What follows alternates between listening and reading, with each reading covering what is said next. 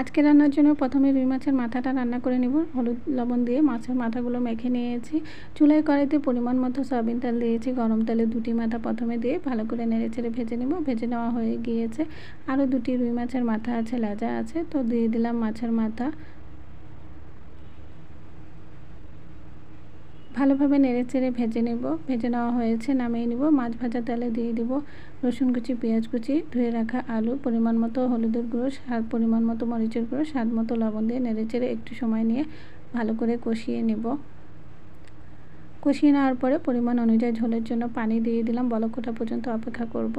তো বলক ওঠা তরকারির মধ্যে ভেজে নেওয়া রুই মাছের মাথাগুলো সব দিয়ে দিলাম। দিয়ে নেড়েচেড়ে মিশিয়ে হওয়া পর্যন্ত অপেক্ষা করব। নামিয়ে নেওয়ার আগে এখানে আমি ভাজা জিরের গুঁড়ো দিয়ে দিলাম। নেড়েচেড়ে মিশিয়ে এখন রান্নাটা কমপ্লিট হয়ে গিয়েছে। তো হয়ে গেল আলু দিয়ে রুই মাছের মাথা দিয়ে ঝোল রান্না করা। তো এখন এখানে ইলিশ মাছের মধ্যে পরিমাণ মতো হলুদের গুঁড়ো, স্বাদ মতো লবণ দিয়ে ভালোভাবে ইলিশ মাছগুলোকে মেখে নিব। সরষের তেল দিয়ে সবগুলো ইলিশ মাছ আমি একবারে দিয়ে ভেজে নিব।